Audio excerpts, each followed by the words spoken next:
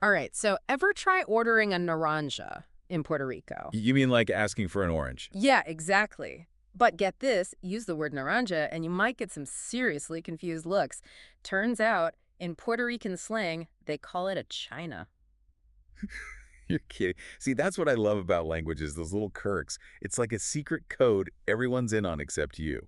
Totally. And in this deep dive, we're cracking the code of language on TikTok, specifically with some seriously funny Puerto Rican Oh, creators. this is going to be good. I've seen some of these TikToks, hilarious insights into how language evolves. Right. They're not just telling jokes, they're reclaiming and celebrating their unique dialect.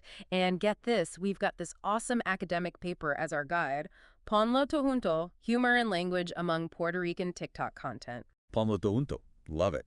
The paper really digs into how these creators are using humor to push back against those old school pressures to conform to standard Spanish or English. Yeah, because apparently there's a whole history there. Oh yeah, definitely. This debate in Puerto Rico about language and identity is Spanish versus English, island versus diaspora. It runs deep, believe me. For generations, there's been this pressure to align with, like, a textbook version of Spanish. Wait, you mean like telling people their Spanish isn't Spanish enough? Sadly, yeah, something like that. In fact, the paper talks about this campaign back in 1995 called Idioma Defectuoso, defective language, defective thinking.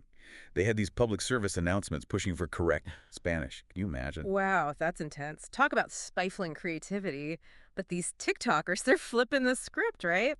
100%. They're basically saying our language, Yeah. with all its slang and Spanglish and everything in between, it's valid, it's funny, and it's a powerful way to connect with our heritage. Okay, now I'm really curious to meet these linguistic rebels. Let's do it. All right, first up on our linguistic journey, we've got Sammy Solo. Ah, Sammy Solo. This guy is all about those quirky, fun little bits of Puerto Rican Spanish. He really makes it fun to learn. He does, and he has this whole thing, right?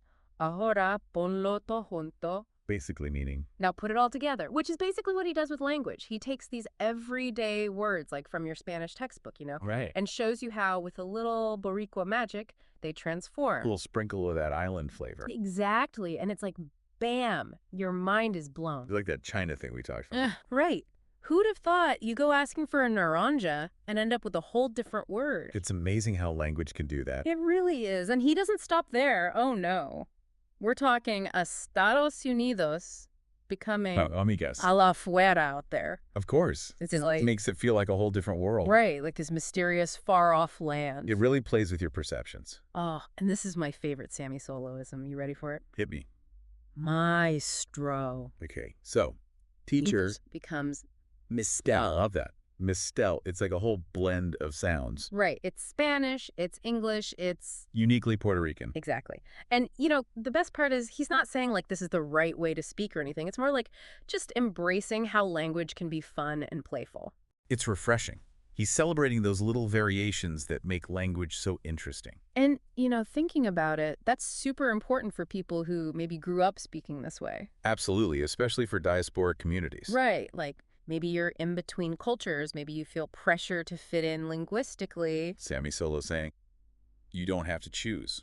You can be both. Embrace both. It's like he's building a bridge back to your heritage with a laugh and a smile. And that resonates with people, that sense of belonging.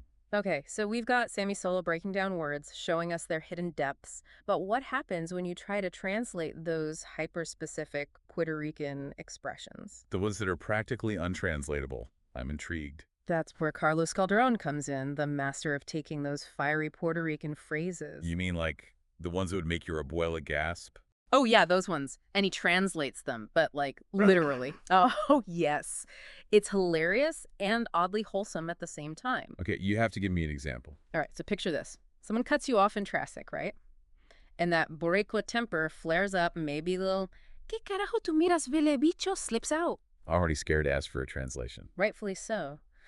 But see, Carlos Calderon, bless his soul, translates it as, those eyes remind me that I am loved. No way. He turns an insult A into... declaration of love. It's incredible, right? But he's rewriting the rules of language. Right. And remember that string of very enthusiastic words we mentioned earlier. Ay, puñata, carajo, coño, me cago en la ospara. I think I vaguely recall that, yes. Prepare yourself because that masterpiece of passionate energy becomes sunshine and good vibes. You've got to be kidding me. Sunshine and no way.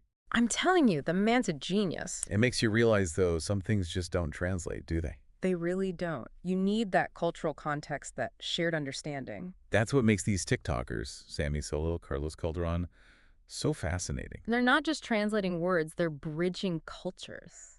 Showing us how humor can be this amazing tool for connection. Right. And I think it speaks to a bigger question about the future of language. Especially with social media, right?